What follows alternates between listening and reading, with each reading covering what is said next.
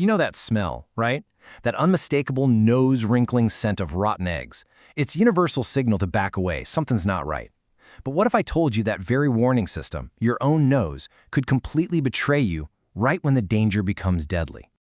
Well, that's the whole paradox we're diving into today with hydrogen sulfide, or H2S. It's a gas that practically screams its presence from a distance, yet it's known for causing sudden, silent deaths in workplaces all over the world. So how on earth is that possible? To really get it, we have to look at a real-life situation where things went horribly, horribly wrong. And this isn't just some made-up story, it's a tragic case study.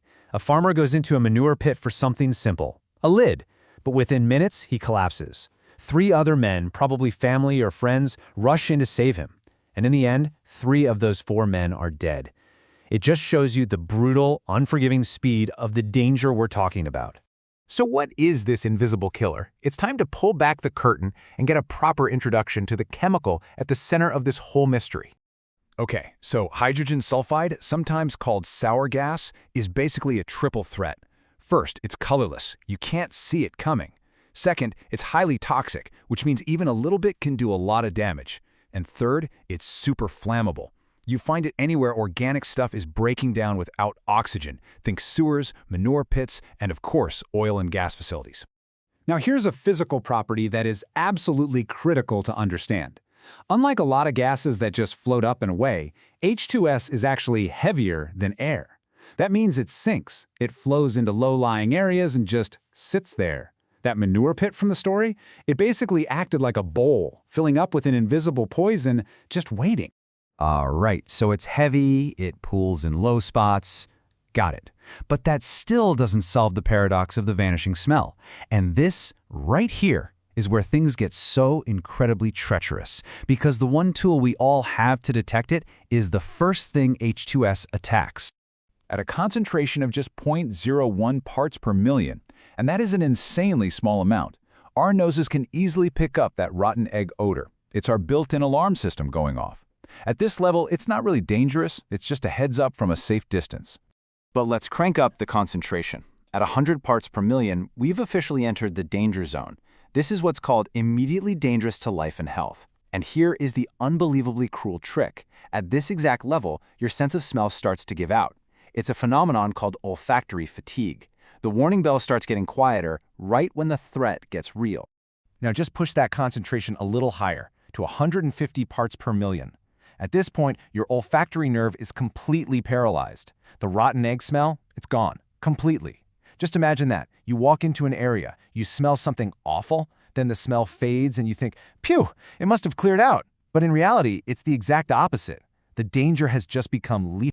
And this whole sensory betrayal, it has a name: olfactory fatigue. It's the key to the paradox. So the biggest takeaway here, the one thing you absolutely have to remember, is that your nose is a totally unreliable instrument when it comes to H2S.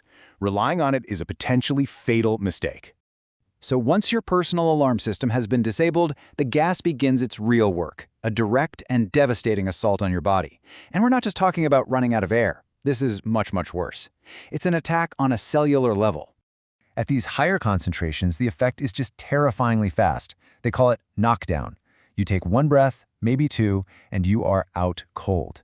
There is no time to think, no time to call for help, no time to even try to escape. This is why those would-be rescuers become victims themselves. In fact, researchers have a pretty brutal term for this effect: the Slaughterhouse sledgehammer. And really, what a perfect description.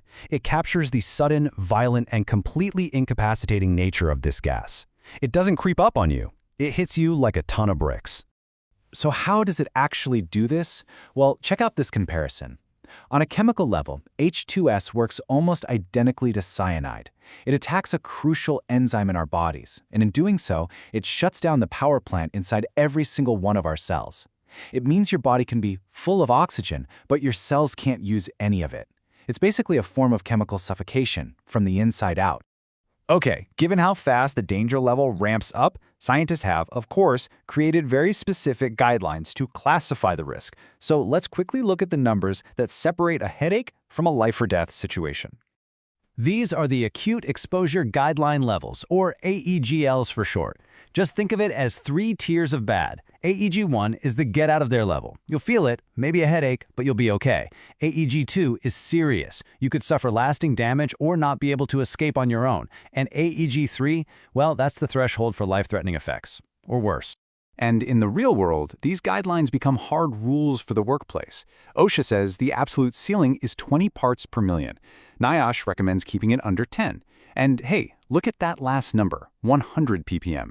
That's the official immediately dangerous to life and health level, which, remember, is exactly where your nose starts to fail you. So understanding the science is one thing, right? But actually surviving an encounter with H2S is something else entirely. So how do we take all this knowledge and turn it into actions that will actually save lives? Well, according to the experts at OSHA, the whole philosophy boils down to one simple idea: prevention. You never want to be in a position where you're reacting to H2S. You want to have a plan that prevents you from ever being exposed in the first place. And that all comes down to planning and training. And that planning breaks down into 3 essential rules. First, detect. Since your nose is useless, you need technology you can trust, like gas monitors. Second, prepare. You need to know your escape routes and have emergency plans locked in before anything goes wrong. And third, protect. Use the right gear, especially supplied air respirators that give you clean air from a tank. That's a non-negotiable for entering these high-risk areas. Oh, and get this. The danger isn't just to people. H2S is also incredibly corrosive. It literally eats away at metal, causing something called sulfide stress cracking.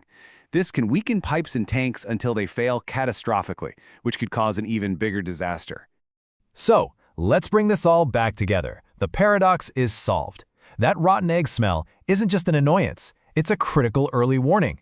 But it's a warning that the gas itself systematically shuts down, giving you a totally false sense of safety at the exact moment the situation turns deadly. You know, understanding the truly deceptive nature of hydrogen sulfide really forces you to think differently about risk. And it leaves us with a pretty sobering question. What other invisible threats are out there that we might be completely ignoring simply because our senses aren't equipped to detect them?